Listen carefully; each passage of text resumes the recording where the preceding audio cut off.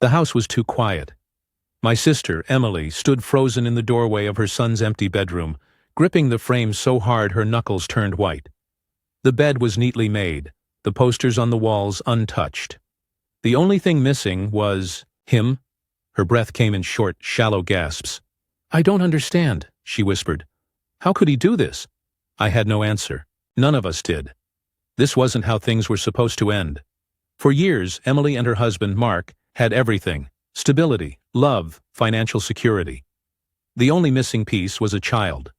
They had tried for years. Infertility treatments, surgeries, experimental therapies. Nothing worked. When doctors confirmed Emily would never conceive, she fell into a deep depression. Then one day they found Daniel. He was 5 years old, small for his age, with deep brown eyes and a hesitant smile. He had been in and out of foster homes, never staying anywhere long enough to settle. When the agency introduced him to Emily and Mark, he was quiet but polite, watching them with an intensity that made even the caseworker shift uncomfortably. "He's a sweet boy," the woman assured them. "Very intelligent. Just needs a stable home." Emily had told me later she knew in that moment, this was her son. The first year was beautiful. They spoiled him, not just with things, but with love.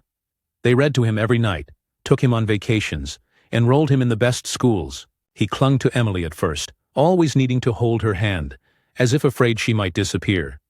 But there were little moments, ones that seemed harmless at the time. I remember one night when he was around 8. Emily had tucked him in, kissed his forehead and whispered, "Good night, sweetheart. I love you." He had murmured something back, so softly I almost missed it. Real mothers don't leave. At the time, I thought nothing of it. He had been abandoned before. It made sense he had fears. But looking back now, I wonder. When Daniel was 10, something strange happened. Emily woke up to a noise downstairs. She nudged Mark awake. "Did you hear that?" Mark groaned but got up, grabbing a baseball bat from the closet. Emily followed, her heart pounding. They moved through the house, checking every window, every door. Then, in the hallway, they found Daniel. He was just standing there, in the dark, his small fingers wrapped around the front doorknob.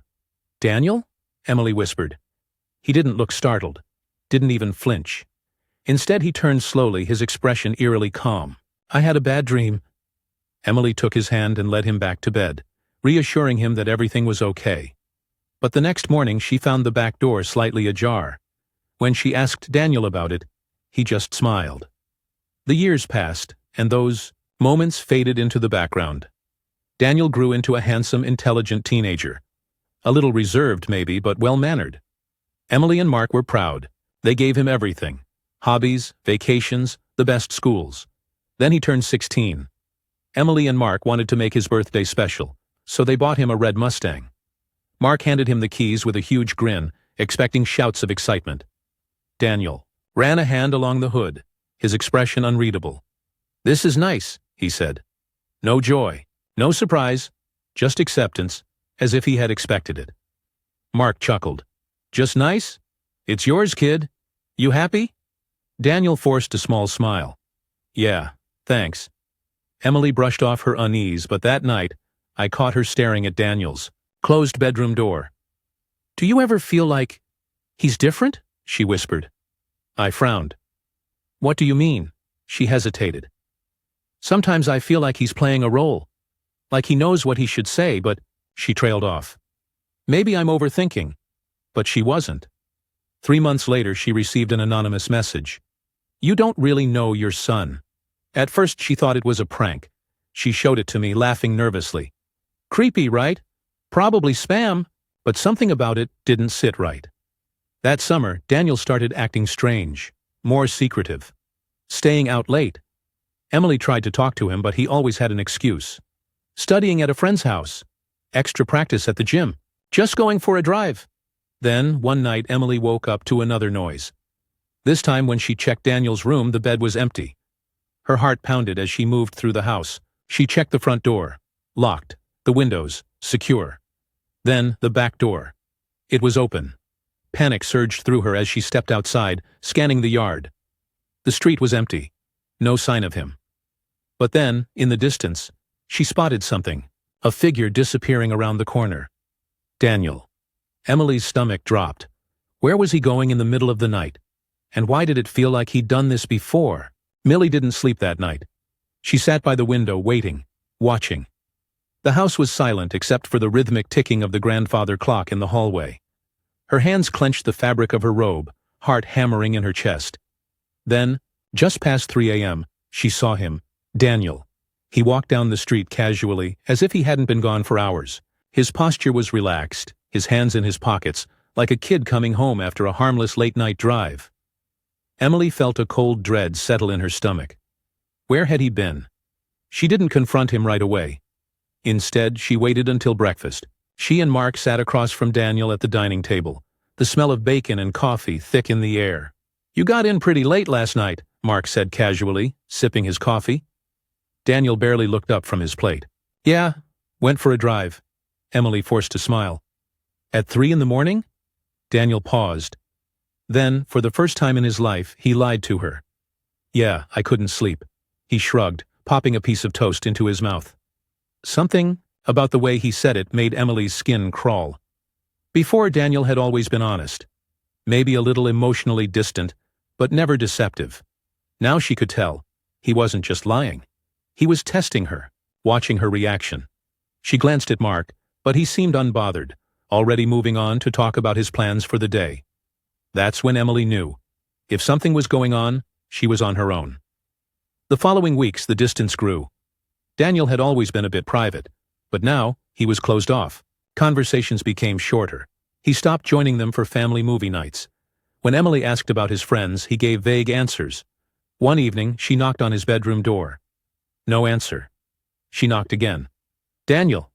Still nothing. She twisted the doorknob. Locked. A knot tightened in her chest. Daniel never locked his door. Something was wrong. A few days later, she found a strange charge on their credit card statement. $200 withdrawn from an ATM downtown. "Mark," she said, holding up the bank app. "Did you take out cash?" "No, why?" Her pulse quickened. "It's from Daniel's card." "But why would he need cash?" Mark frowned. "He's a teenager. Maybe he wanted to buy something without us knowing." Emily's stomach twisted. But what? Then came the second anonymous message. "Check his phone." Emily's hands trembled as she read it. It was another blocked number, just like the first. Who was sending these? And why? For a moment she considered ignoring it, but her gut told her otherwise. That night, while Daniel was in the shower, she snuck into his room. She hated doing it, hated the thought of invading his privacy, but something deep inside her screamed that she needed to. His phone was on the desk, unlocked. Her hands shook as she opened his messages. What she saw made her blood run cold. There were dozens of texts to an unknown number. "Daniel, I can't wait to see you." Unknown. "Tomorrow, same spot, Daniel. I need more time. They're asking questions." Unknown. "Be careful." Emily's breath caught in her throat. Who was he talking to? She scrolled up. The conversation had been going on for over a year. A sick feeling twisted in her gut. Was this a girl? A friend? A dealer? No. It was worse. Her fingers tightened around the phone as she read the final message at the top. Unknown. "I love you, son." Emily staggered backward, heart hammering against her ribs. Son. There was only one person who could have sent that message. His biological mother. The phone slipped from her hand, clattering onto the desk. A numbness spread through her chest. How long had he been in contact with her? And why hadn't he told them? That night, Emily didn't sleep. She lay awake, staring at the ceiling, her mind racing. Should she tell Mark? Confront Daniel? At 2 a.m., she made her decision. She was going to follow him. The next day, she pretended everything was normal. She packed lunch, kissed Mark goodbye, then casually mentioned she was heading out to run errands. But instead, she parked a block away from the house and waited. At exactly 7 p.m., Daniel walked out the front door. She followed him. He drove across town, past familiar neighborhoods, past the school, past the shopping district. Then he turned onto a narrow side street lined with run-down buildings. Emily's stomach clenched. Where was he going? She parked a few spaces away and watched as Daniel pulled into a small, dimly lit parking lot. A woman stood by the entrance of an old diner. Emily's breath hitched. The woman looked rough. hollow cheeks, bleached hair tied in a messy ponytail, cigarette between her fingers. But there was no mistaking her. She had seen her once before. Years ago. In the adoption file, Daniel stepped out of the car, walked right up to her, and hugged her. Emily gripped the steering wheel so hard her knuckles turned white. A deep, gut-wrenching realization settled in. He had been lying to them for years. He had never really been theirs. She sat frozen as Daniel and the woman talked. They were too far away for her to hear, but she didn't need to. The way he looked at her, the way his posture softened, this was his real mother. Emily had spent over a decade raising him, loving him, giving him the best life possible. And in the end, it hadn't been enough. Tears blurred her vision. She had sacrificed everything, and he had chosen her instead. When Daniel finally got back into his car and drove off, Emily stayed behind. She watched as his biological mother flicked her cigarette onto the pavement, exhaled a stream of smoke, and disappeared into the diner. Emily felt sick. This wasn't just a rebellious phase. Daniel had been playing a long game. And somehow, she knew, this was only the beginning. Emily barely made it home that night. Her hands trembled as she gripped the steering wheel, her mind spinning in 1,000 directions. The image of Daniel embracing his biological mother was burned into her brain. It played on a loop over and over again. Had she really been so blind? By the time she pulled into the driveway, she felt numb. The house was dark except for the faint glow from the living room. She stepped inside, closing the door softly behind her. "Hey!" She jumped. Mark was sitting on the couch, his face lit. "By the TV, you okay?" he asked, raising an eyebrow. "You were out a long time." Emily hesitated. Should she tell him? Should she admit she had followed Daniel? Her mouth opened, then closed.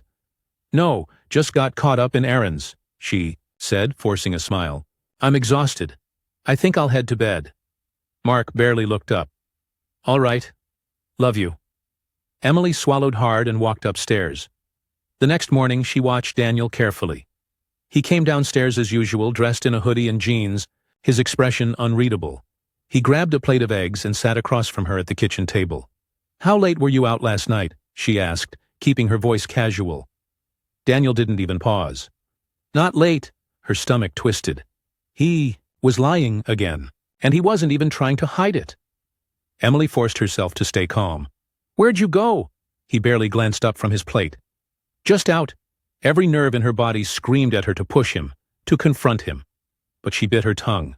She needed to be smart about this, because now she knew for certain. Daniel had a secret life, and she was going to find out exactly what it was. Over the next few weeks, Emily kept a close eye on him. She checked their bank accounts daily. Mark's credit card, the household cash, and then one evening she found it. A $500 withdrawal from Mark's account. Her pulse spiked. She knew Mark hadn't taken it out, and Daniel shouldn't have access to their money, except he did. Mark had set up a college fund for Daniel years ago, linking it to his account for easy transfers. Emily suddenly realized, if Daniel knew the login details, he could transfer money out without them noticing. And that's exactly what he had been doing. Her hands trembled as she grabbed her phone and texted Mark, "Did you take $500 out today?" A minute later, the response came. "No. Why?" Emily's chest tightened. Daniel had been stealing from them, and she had a sickening feeling. This was just the beginning. That night, she waited until everyone was asleep. Then she crept into Daniel's room. Her fingers shook as she opened his dresser drawer, sifting through shirts, jeans, socks. And then, at the very bottom, she found something that made her blood run cold. A second phone. Not his usual iPhone. This was an old flip phone, the kind you'd buy with cash to avoid tracking. Her heartbeat pounded in her ears as she flipped it open. There were only a few saved numbers. One of them was labeled Mom. Her stomach lurched. She scrolled through the messages. "Mom, did you get the money?" Daniel. "Yeah. They didn't notice." Mom. "Good. I need more next week." Daniel. "That might be hard. They're watching me now." Mom. "Figure it out. You owe me." Emily dropped the phone as if it had burned her. Oh God. He wasn't just meeting her. He was supporting her. The next morning, Emily confronted him. She stood by the kitchen counter, gripping her coffee cup so hard she thought it might shatter. "Daniel," she said, keeping her voice steady. "Where's your other phone?" For the first time, she saw it. Hesitation. But it lasted only a second. Then he shrugged. "What phone?" Her jaw tightened. "The flip phone. The one hidden in your dresser." His face went blank. "Are you spying on me?" His voice was calm, almost amused. Emily's stomach twisted. "You've been stealing from us, giving money to her?" He smirked. Something inside Emily snapped. "She's not your mother." Daniel tilted his head, studying her. Then his lips curled into a slow smile. "She is," he said. "You never were." Emily staggered back as if he had slapped her. "I raised you," she whispered. "I gave you everything." "And I took it," he said smoothly. "And I'll keep taking it." Emily's breath caught in her throat. This wasn't defiance. This wasn't rebellion. This was cold-blooded calculation. "Why?" she choked out. "Why are you doing this?" Daniel's eyes darkened. "Because I never wanted you. I wanted her." Her heart shattered. And then he delivered the final blow. "You were just a stepping stone." That evening, Emily broke down in the bedroom. Mark found her sitting on the floor, clutching the old flip phone in her trembling hands. "What's going on?" he asked, kneeling beside her. She lifted her tear-streaked face. "He's been stealing from us." Her voice cracked. "He's been giving her the money." Mark's face drained of color. "What?" She shoved the phone at him. "Read it." As Mark scrolled through the messages, his hands curled into fists. "That ungrateful little—" He cut himself off, breathing heavily. "I'm shutting the accounts down. First thing tomorrow." Emily nodded numbly, but deep down she knew. It was already too late, because Daniel wasn't just stealing from them, he was using them. And soon, they were going to find out just how deep his betrayal really went. Emily barely recognized the boy sitting across from her. Daniel had always been distant, reserved even, but now she saw him for what he truly was. A stranger, a user, a boy who had played the long game and won.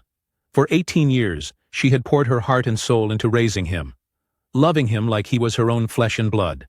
But the truth was brutal. He had never been hers. And now, she was about to lose everything. Mark shut down the bank accounts the next morning. He transferred every remaining dollar out of Daniel's reach, cut off access to credit cards, and changed the locks on all financial portals. It was over, or at least, that's what they thought. That afternoon, Daniel strolled into the kitchen as if nothing had happened. Emily and Mark sat at the table waiting for him. "We need to talk," Mark said, his voice tight. Daniel sighed dramatically. "This sounds serious." Mark clenched his jaw. "We know about the money." Daniel didn't even blink. Emily expected him to deny it, to scramble for an excuse, but instead, he simply tilted his head. "So?" The sheer audacity of his response left Emily breathless. "You stole from us," she whispered. Daniel leaned back against the counter, crossing his arms. "I didn't steal. I took what I was owed." Emily's hands shook. "Owed?" Daniel smirked. "You think I wanted to be here? With you two?" He scoffed. "You should be grateful I stuck around this long." Mark's fist slammed against the table, rattling the silverware. "After everything we've done for you? Everything we've given you?" Daniel's eyes flickered to him. Cold, unbothered. "You didn't do it for me," he said. "You did it for yourselves." Silence filled the room. Emily could barely breathe. "That apartment you're giving me?" Daniel continued. "That's mine now, right?" A sick feeling churned in her stomach. The apartment. The one in the prestigious gated neighborhood. It had been Mark's idea.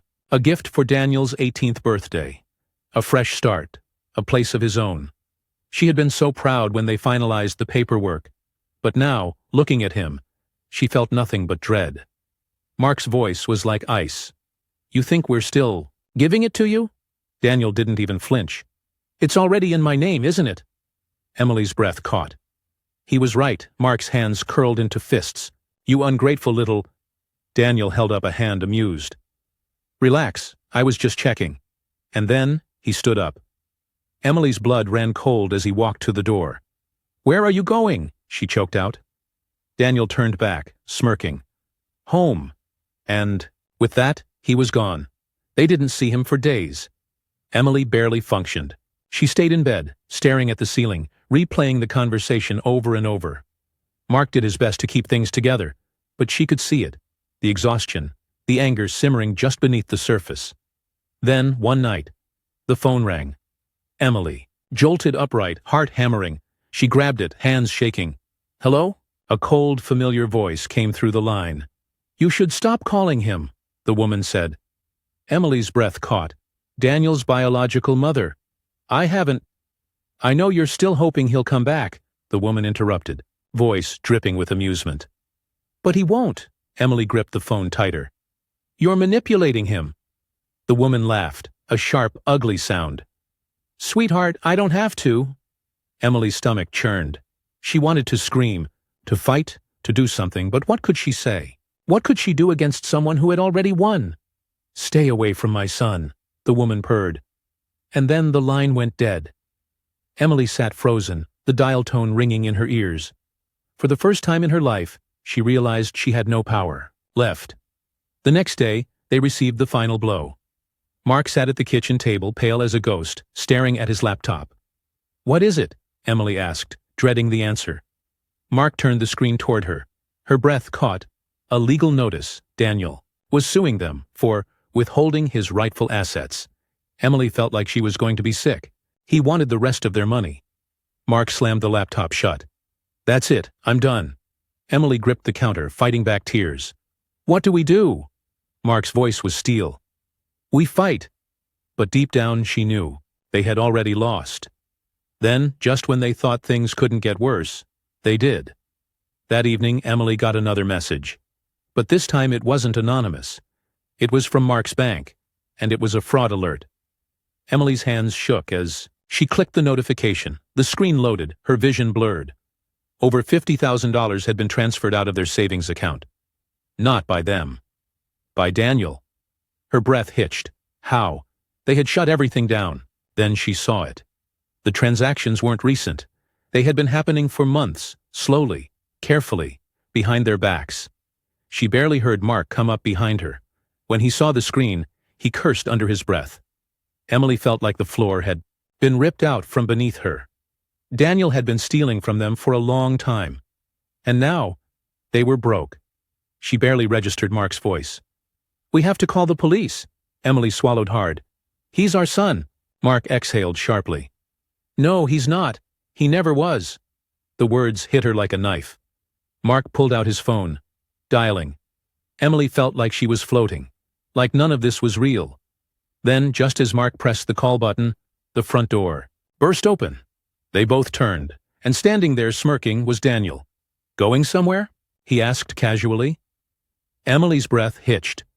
His eyes weren't the eyes of the boy she had raised. They were the eyes of a stranger, a thief, a monster. And finally, after 18 years, Emily understood the truth. Daniel had never been their son. He had been their greatest mistake. Daniel stood in the doorway, arms crossed, a smirk tugging at the corner of his lips. Emily's entire body tensed. Mark was still holding his phone, his finger hovering over the call button. But Daniel didn't look worried. If anything, he looked amused. "You called the cops?" he asked, tilting his head. Mark's grip on the phone tightened. "You stole from us." Daniel shrugged. "Yeah, and?" Emily felt sick. The cold, indifference in his voice was too much. "You're going to prison," Mark spat. Daniel chuckled. "I wouldn't be so sure about that."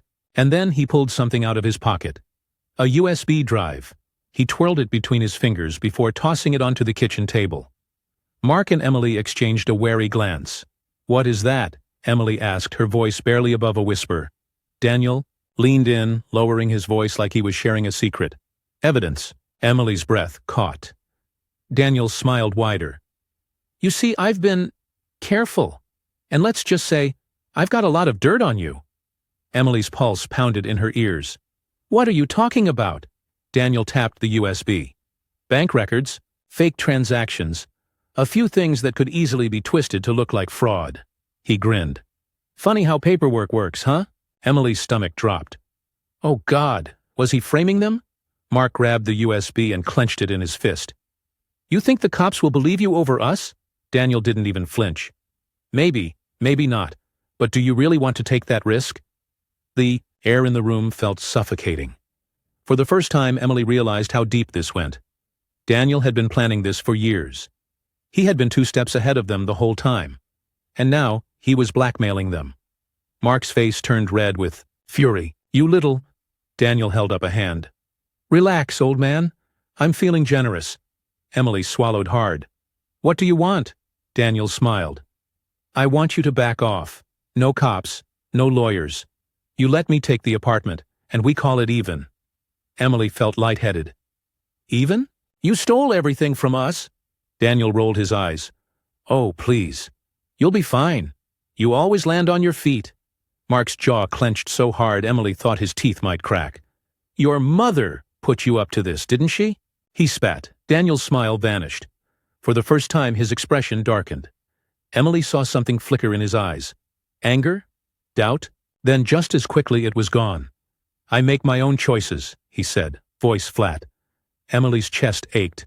"No," she whispered. "You don't." Daniel stiffened. Emily stepped forward, tears burning in her eyes. "She's using you," she pleaded. "She doesn't love you, Daniel. She just loves what you can give her." Daniel's fists clenched. "Shut up." Emily's heart broke. "You'll see," she whispered. "One day, you'll see the truth." Daniel's face twisted with rage. "I already know the truth." And then, he walked out. Mark slammed his fist on the table.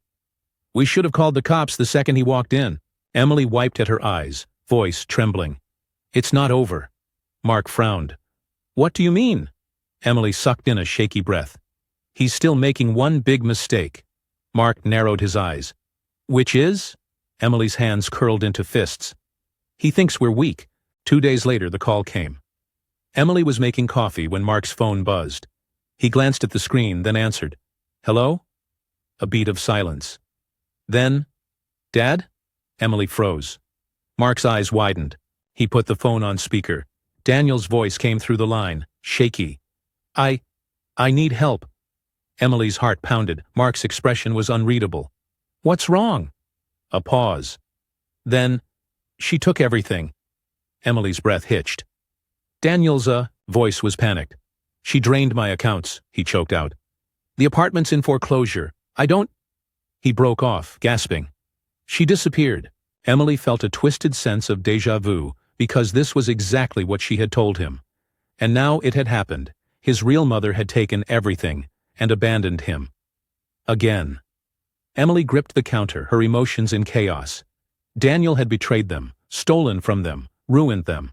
And now, he expected them to save him. Mark exhaled slowly. His voice was calm, cold. "Not our problem." Daniel's breath hitched. "Dad, please." Mark hung up. Silence filled the kitchen. Emily swallowed hard. "Mark." Mark stared at the phone for a long moment. Then he turned to her. "If we let him back in, he'll do it again." Emily blinked back tears. "I know." She looked down at the phone. For years, she had feared this moment. The day he would finally need them. And now that it was here, she felt nothing. No anger, no sadness, no hope, just emptiness. Because Daniel had made his choice. And now, he had to live with it. Daniel didn't call again. For days, Emily kept expecting another message, another desperate plea. But nothing came. At first, she felt relief. Then, an unsettling emptiness. She had spent 18 years loving him, raising him, protecting him. And now, for the first time, he was truly gone. But Mark was right. If they let him back in, he'd destroy them all over again. And yet, she still couldn't shake the ache in her chest. A week later, Emily got a call. But it wasn't from Daniel. It was from the police. Her stomach dropped. "Mrs. Collins?" The officer's voice was clipped, professional. "We need you and your husband to come down to the station." Emily's pulse spiked. "Why?" The officer hesitated. "It's about your son." Emily's breath hitched. She barely remembered the drive over. Her hands trembled the whole way. Mark was silent, his knuckles white against the steering wheel. When they arrived, a stern-looking detective met them in the lobby. "Thank you for coming," he said. "Please, follow me." Emily's legs felt numb as they walked down the sterile hallway. Finally, the detective stopped in front of a holding cell. And there, sitting on a metal bench, was Daniel.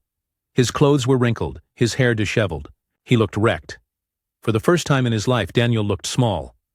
Emily's stomach churned. What happened? The detective sighed. He was arrested for fraud and identity theft. Emily's knees nearly buckled. Mark's voice was sharp. What? The detective crossed his arms. It looks like your son was running a scheme. Fake documents, stolen money. He glanced at Emily. We believe he stole from multiple people, not just you. Emily's blood ran cold. He hadn't just stolen from them.